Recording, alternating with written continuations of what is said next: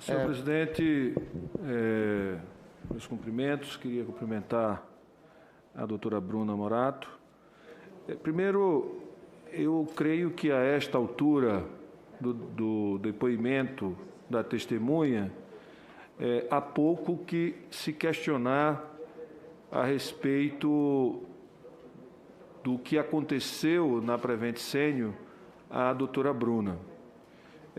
Fica claro que o tratamento paliativo, pela fala da senhora e pelo que eu ouvi de um dos médicos, ele não era utilizado para pacientes em estado terminal. Ele era utilizado como um método para reduzir custos operacionais da operadora Prevent Senior. Ou seja, o paciente, ele, independente de ter ou não condições objetivas de se recuperar do processo inflamatório agudo causado pela Covid-19, ele era colocado, independente de ter ou não, porque isso é uma loteria neste caso, você não sabe como cada organismo vai reagir, né? Você arbitrariamente colocar esses pacientes em tratamento paliativo é você decretar a morte indistintamente e praticar eutanásia nestes pacientes. Então, nós estamos falando de uma eutanásia não autorizada, estamos falando de uma eutanásia que é deliberadamente estabelecida pelo estabelecimento de saúde, que tem como finalidade precípua manter a vida e dar as condições para que essa vida seja salva. Portanto, eles faziam o contrário. O senador Otto Alencar mostrou o vídeo, que era o vídeo número 1, que eu queria mostrar, que prova isso. Uma outra questão que me chama a atenção é o fato do quanto esta operadora, a Prevent Senior, ela adotou de forma acrítica e irrestrita o uso de um protocolo que fora criado em parceria com profissionais dessa instituição e membros que tinha vinculação com o governo do presidente Bolsonaro.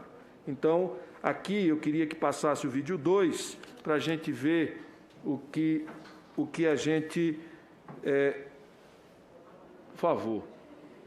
Causa espanto a questão da cloroquina ter sido iniciada dia 27 de março, né, sem nenhum conhecimento nosso, até porque provavelmente uma consulta dia 27 de março ela tenha sido sobre qualquer outra coisa, senão Covid-19. Ele não teve nenhum sintoma que pudesse dizer que estaria com Covid até o dia 20 de abril do ano passado. Será que ele podia estar vivo até hoje?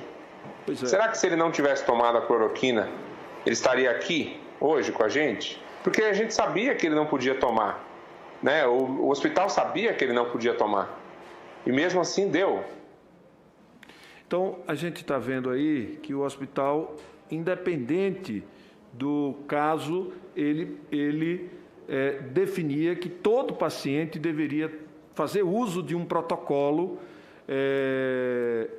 irrestrito, independente da condição clínica do paciente, independente do que o paciente tivesse de outras patologias agregadas, e a gente sabe que pacientes com uma idade média, uma clientela com uma idade média de 68 anos, as comorbidades são várias. Portanto, o risco de você prescrever medicamentos de forma indistinta, você pode causar dano maior do que benefício. A outra questão, aqui eu também recebi, porque a gente tem recebido vários twitters de várias pessoas. Um é do Guilherme Bausa. Olha o que ele escreveu. O rosto de hoje é da dona Sueli. Foi internada na Prevent Senior em 27 de julho com Covid. No dia seguinte, recebeu flutamida, uma medicação indicada só para câncer de próstata, e que a Prevent testou em massa, sem autorização, em pacientes com Covid.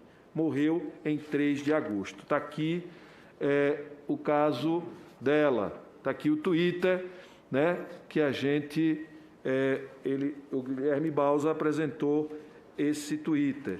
Um outro que é a senhora Bruna, o kit Covid era entregue nas casas dos pacientes, sem autorização de quem quer que seja. É fato isso, não é?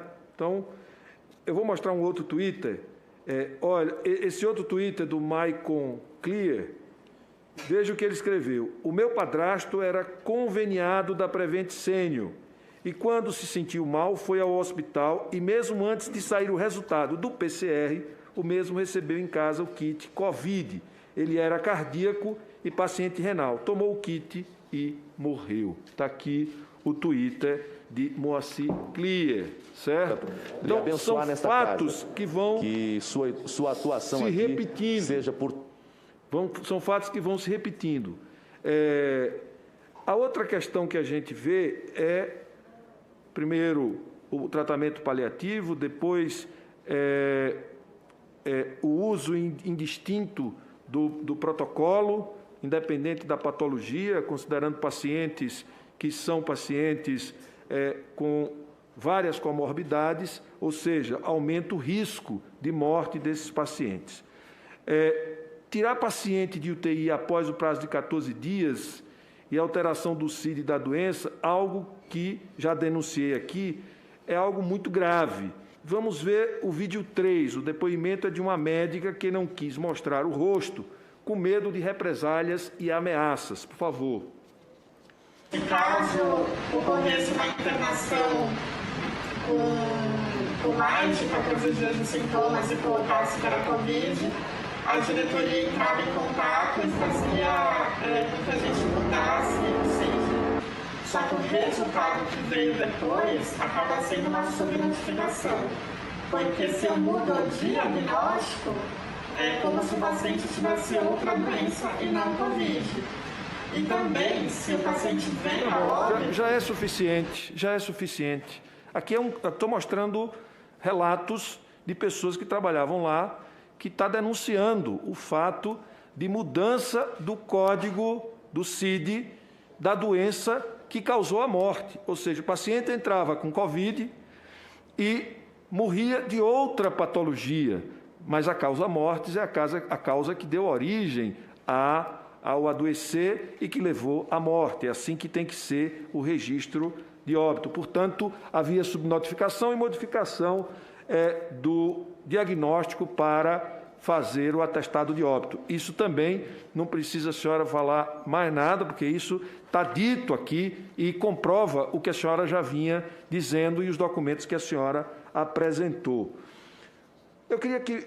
A outra questão são os experimentos em seres humanos que a senhora falou aqui, que era comum que pacientes fossem tirados dos leitos de UTIs neste prazo, independente da situação clínica do paciente, que é o caso anterior, ou seja, o paciente saía também, independente disso, ia para o tratamento paliativo, que a gente já falou lá na frente. Agora, vamos ver aqui o vídeo 4, que trata de experimentos em seres humanos, sendo feitos de cobaias. A reportagem da TV Globo teve acesso ao prontuário de um paciente que morreu em janeiro deste ano. Vamos lá. O prontuário de um paciente que morreu em janeiro desse ano em uma unidade da Prevent Senior mostra que ele foi submetido a sessões de ozonioterapia, prática que só é permitida pelo Conselho Federal de Medicina em pesquisas experimentais registradas pelas autoridades regulatórias. A resolução do Conselho diz que a ozonioterapia só pode ser feita de acordo com as normas do sistema CEP-CONEP, que são os comitês de ética em pesquisa que autorizam experimentações em humanos, e apenas em instituições credenciadas, o que não é o caso da Prevent Senior, segundo o próprio CONEP. Já é suficiente. Eu só queria mostrar que, de fato, nós estamos diante de uma situação gravíssima, ou seja, uma instituição que tem como objetivo tratar pacientes, portanto, adotar terapêuticas que tenham eficácia comprovada, que já tenham sido testadas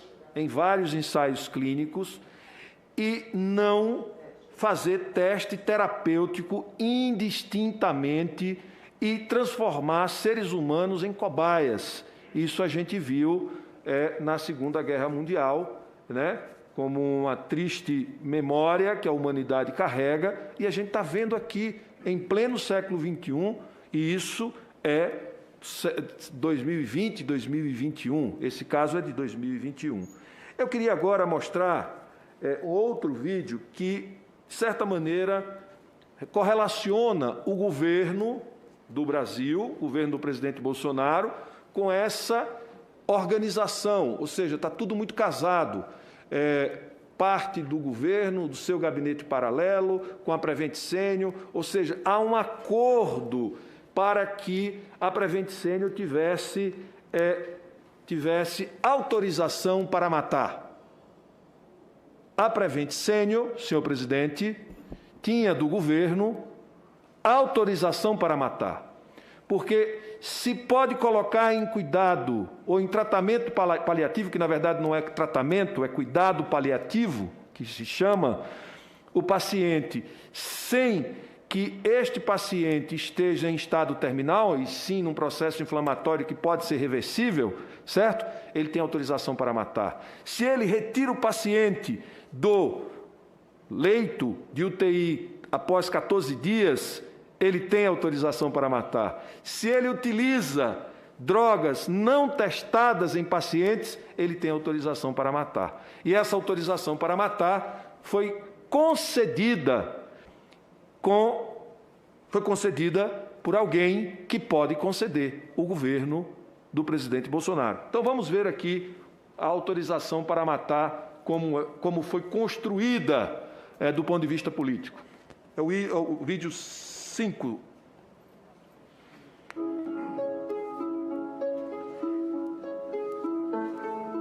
Eu tive dentro do Palácio do Planalto quando fui informado, após uma reunião, que era para eu subir para o 3º andar. Aconteceu uma daquelas salas de reuniões do 4º andar, porque ali era onde se reunia o então chamado Grupo Executivo Interministerial e Anvisa. Havia sobre a mesa, por exemplo, um papel não timbrado de um decreto presidencial para que fosse sugerido daquela reunião que se mudasse a bula da cloroquina na Anvisa, colocando na bula a indicação de cloroquina para coronavírus. Esse documento ele foi comentado pela doutora Anísia Yamaguchi.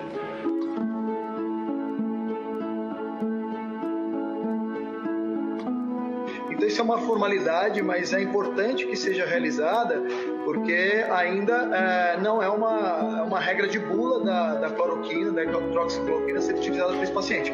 Para você incluir uma indicação em bula, às vezes demora muitos anos. O próprio presidente da Anvisa, Barra Torres, que estava lá, que falou isso, não. Isso me causou uma reação um pouco mais brusca. Eu disse, olha, isso não tem cabimento, isso não pode. Alguém pensou, se deu ao trabalho de botar aquilo num formato de decreto. Primeiro, eu queria enfatizar novamente. A minha função aí foi junto com o Luciano Azevedo, que é o tenente da reserva da Marinha, e a doutora Anísia Yamaguchi. Eles estão em Brasília nesse momento. E eles estão lá conversando com o High Brass, né, o alto escalão do governo já é brasileiro. suficiente. Doutor Pedro Batista Júnior, CEO da Prevent Senior. Essa CPI tem que lhe agradecer. Vossa Excelência acabou de me apresentar a melhor compilação da descrição criminal. Exatamente. Eu sou Pedro Batista Júnior, mas ainda eu queria que fosse colocado, para concluir, o vídeo número 6 do 3º vice-presidente do Conselho Federal de Medicina. Olá, hoje é domingo, mais um dia em que estamos trabalhando para ajudar no combate à pandemia do coronavírus. E essa fala é para pedir aos governantes que adotem o protocolo para tratamento precoce da doença. Já se passaram 3 meses e apenas as estratégias de isolamento e tratamento depois que a pessoa já está com complicações pulmonares têm demonstrado que as pessoas que não recebem o tratamento precoce tem um grave prejuízo. É suficiente. Esse é o terceiro vice-presidente do Conselho Federal de Medicina, defendendo o tratamento precoce. Então, a gente vê que tem a Prevent Senior, ela tinha proteção do Conselho Federal de Medicina, ela tinha proteção do governo federal, ela tinha proteção de vários órgãos e, portanto, tinha autorização para matar em nome do desenvolvimento de uma fórmula milagrosa para garantir, como foi dito aqui, nesta CPI e no dia de hoje, que era preciso ter algo para apresentar à sociedade, para que a sociedade pudesse voltar ao trabalho. Por isso, a necessidade da gente trazer o secretário de Políticas Econômicas do Ministério da Economia, porque dali brota a base e o estímulo para essa teoria que levou centenas de milhares de brasileiros à morte, que foi a teoria da tal imunidade de rebanho. Eu quero, senhor presidente, de forma, para concluir, eu quero cumprimentar a doutora Bruna Morato e agradecer a sua coragem.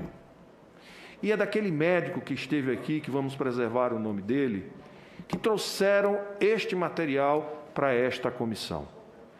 Porque isso revela e comprova o que a gente vinha dizendo, quando eu falo a gente, diversos membros da CPI vinham falando ao longo desses 4 meses de trabalho.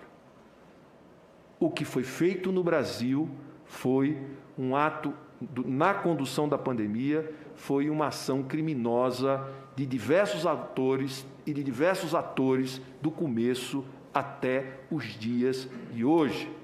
E o que nós vimos da Prevent Senior é que ela recebeu do governo a autorização para matar. Então, muito obrigado pela sua coragem e por vir aqui prestar esse depoimento. Muito obrigado, senhor presidente.